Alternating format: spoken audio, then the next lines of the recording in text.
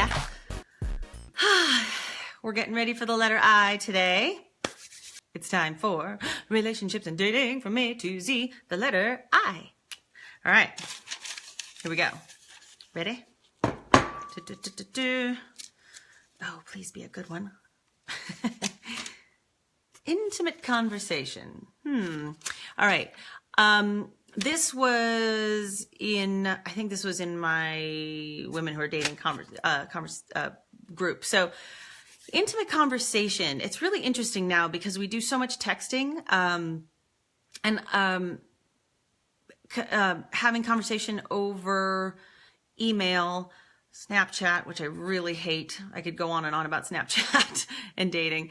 But intimate conversation is interesting because in that way, because you can really, you have time, right, to pause and think about your response.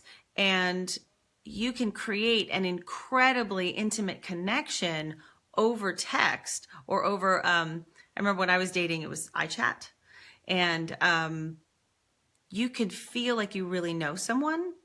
And then when you meet them in person, they could have a completely different like body language and energy that might be more closed off, but they were able to share in depth because they had that pause and that distance and that safety. And so suddenly you've got this person whose energy and personality you've kind of filled in your head. And then you meet them in person and you don't feel as close, or it feels awkward, or it really doesn't live up to the expectation of the feeling that you were going to have, that you thought you were going to have when you met them. And what's more important than anything in that situation is for you to really pay attention to how you're feeling in person. I know that all of that intimate sharing and all of that intimate conversation that happens over text, it's so wonderful, and it also makes you vulnerable. And so you might be saying, well, this has to be real and this kind of has to work. But what you really need to pay attention to is how you feel in your bones around that person in person, because relationships are about relating, and they're about time together and shared experience. And that's what you want to pay attention to more than the potential illusion, another I word, that is set up by some of that intimate sharing that can happen kind of early on in texting. So, and some people are just, they're kind of good at that. They're kind of good at reeling you in that way too, or they're just more comfortable that way. And then they don't really, they're not actually comfortable with intimate relationship in person. So, that's something to remember. Okay. Insecurity. Insecurity is, it's fear, right? And again, if you're looking at love as this really high vibration, we are love in love. We, when we love from a place of patience and gratitude and appreciation and compassion, then we are attracting and drawing in experience of more love and appreciation and patience. Insecurity, what we have to remember is our insecurity is our own. It's our own fear. And so you have to sort of own it and give yourself a little room for it. The best habit to practice is to recognize what insecurity feels like in your body. Does it feel like tightness in your chest? Does it feel like shame, which is sort of like a buzzy, hot, paralyzing feeling? Because your verbal reaction might be anger, or it might be tears, or it might be frustration, or it might be rejection, or really pushing somebody away.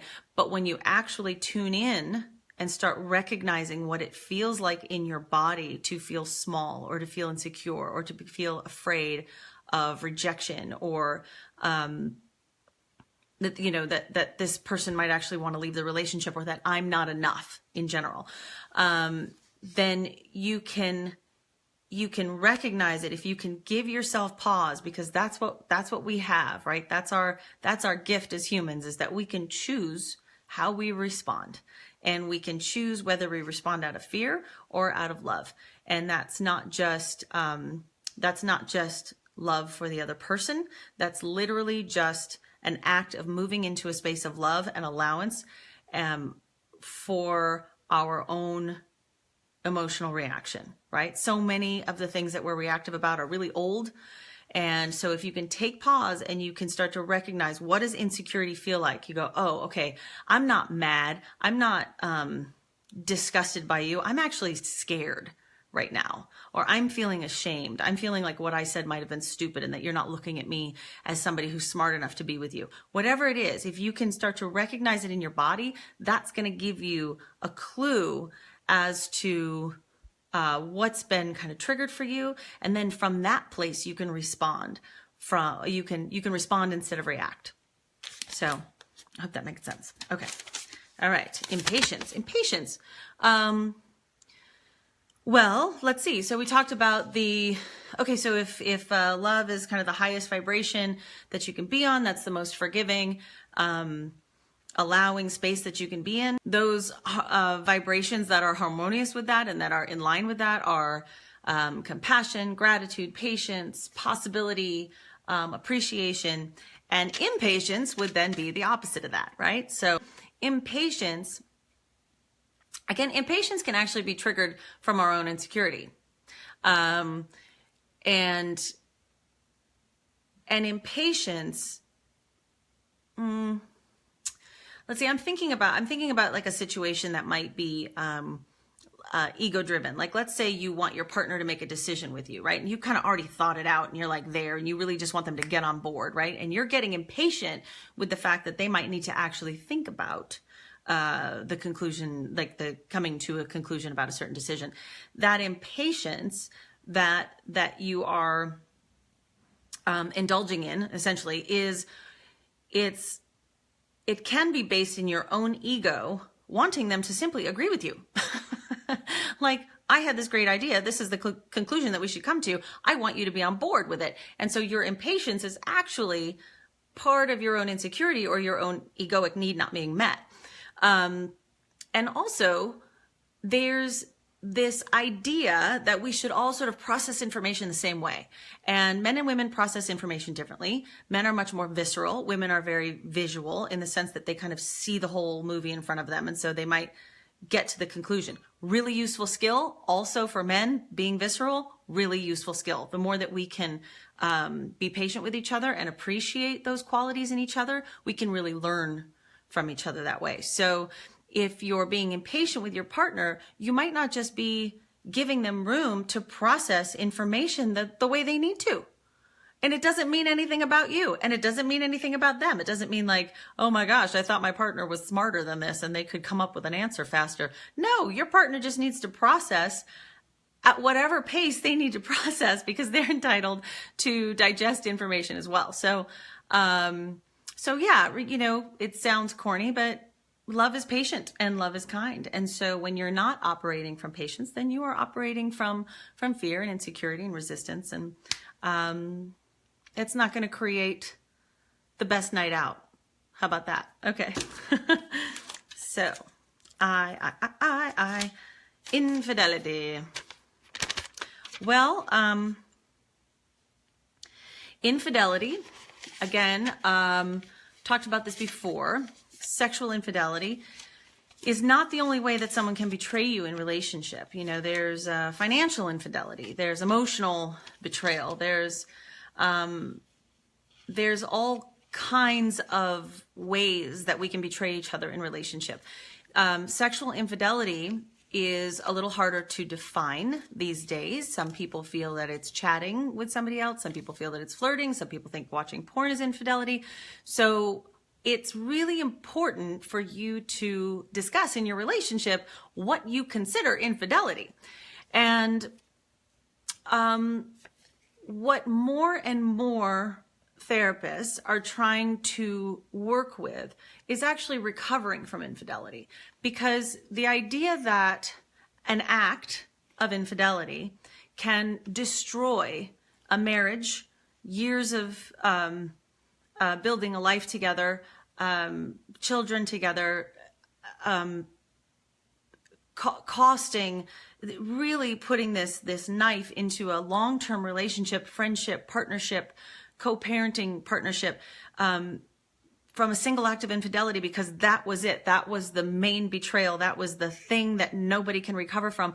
Therapists are really trying to work with this more and help people understand why the infidelity happened, and then come from a place of, well, let's start fresh. Let's look at how we can be our full selves in this relationship. What was that serving in you? So, and it's very difficult because it really has been in all, music, movies, art, we have had this paradigm that if you really love someone, that's the only person that you're going to have sex with from this day forward forever. And we don't really acknowledge what a challenging decision that is, when you also couple all of that with the stressors of life and family and growth and expansion, and so we need more ways to have conversation about infidelity. Okay. Independence. Independence is, this makes me think of, well, there's two sides to this coin here. Independence is great because it allows for air in your relationship. And one of the things that I talk about in relationship is, in passion, when you're looking at like the fire triangle, how you need fuel and spark and air to keep a fire going. Independence creates, autonomy and oxygen in your relationship, which creates, which allows more for spark and passion.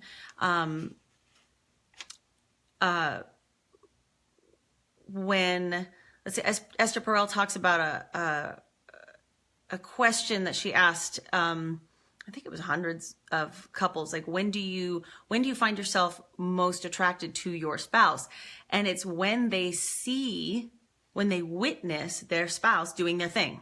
Right? So they come back to that, seeing that independent, autonomous person that they met when they first started dating, right? And it sort of recreates that experience of, I see you as a whole, independent, autonomous person. So independence is an important thing to foster in yourself and in your relationship. However, the flip side of that can be like, I'm independent and I don't need you. And it's no fun to give to someone that refuses to receive.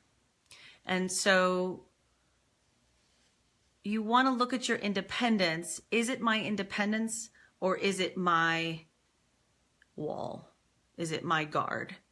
Am I saying, I don't need you? Because you know what? To really be in love with somebody can be scary as fuck, because you're like, wow, I would feel really cheated, or I would feel like the rug was pulled out from under me if something happened to you or something happened to us. And that's a risky place to be, right? That's loving on the edge. That's like right there. But it's also the most gratifying and amazing place to be with somebody, because that's how you grow and expand in relationship, is you live with a little bit of risk. And so you want to just make sure that your independence isn't your defense against receiving love. So, all right. We've got a few more. Instant attraction. Yes, instant attraction is wonderful. You just have to remember, again, that if you have an instant attraction, and let's say you sleep with somebody right away, that there's lots of bonding hormones and chemicals that come into play. And so your instant attraction is awesome. But it does not automatically make them great relationship material, right? Oldest story in the book. We know that. So what's important is for you to maintain some of that independence in spite of your instant attraction, and really allow yourself to uncover the layers of a person, right? So that you're really getting to know them. So instant attraction can feel very like kismet and magical and like, this must be it. And that sort of makes you fill in all the blanks. And again, I always say, slow your roll, slow your roll, slow your roll. Really get to know each other in the layers, because physical intimacy can create the illusion, another I word, of emotional intimacy. So yes, that. Okay. Bum, bum, bum. Internet dating. Yeah, internet dating really should be called internet meeting. Okay, so internet dating is just as valid a way to meet people as any other kind of dating, like meeting in a bar or meeting in, you know, a market. Doesn't matter.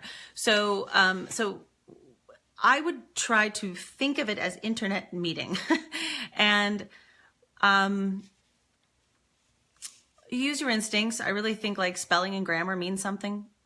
And if somebody really wants to spend time with you, then they take the time to actually communicate well with you, I think that that says something. You want to, you know, there's ways to be safe. There's ways to, you know, meet for coffee and, you know, or even talk on the phone first, anything like that. Internet dating is an amazing tool. It really helps you, I mean, filter by location and religion, and do you want kids, and do you want, you know, are you divorced, do you have kids? There's a whole lot of filters that you can put into place so that you kind of make your pond smaller. So, and again, I met the love of my life on Match.com, so I think internet dating is pretty cool. All right. Last one, intentional dating. Not gonna lie, I put this one in here. So as I talked about at the beginning of this, intentional dating, right, is the opposite of default dating. Okay, we tend to date by default and get into relationship and stay in relationship by default. Like, this person already chose me, and therefore I'm kind of in this. I've already slept with them. I'm already invested. I'm going to try to like make this square peg round hole thing work, and I'm going to spackle over all the cracks, and I'm going to not pay attention to the red flags. That is default dating. And that is how we add to the story. That's how we add to the story of negative experience in dating. Like, all men are this way, or all women are this way. And when we get intentional, when we get courageous enough to get really intentional about how we want to feel in relationship, what does that look like? What does that mean? How can I feel like, if I'm a man, how can I get serious with somebody without feeling like I'm just in a trap, you know? Everybody has their reasons for being nervous about commitment, or being nervous about non-commitment, right? Everybody's been burned in one way or the other, or had some kind of relationship modeled for them that that made them a little gun shy one way or the other. So so to be courageous, to go ahead and raise the bar for yourself and say, this is what I want. This is what I want my love life to look like ultimately, and getting intentional about that, just like any other area in your life that you've ever done that with, that's going to shift. It's going to shift your action. It's going to shift what you attract. It's going to shift your vibration, and you're going to start honoring in yourself how you want to feel in relationship. And that is it. The bowl is empty. Thanks for joining me. Bye.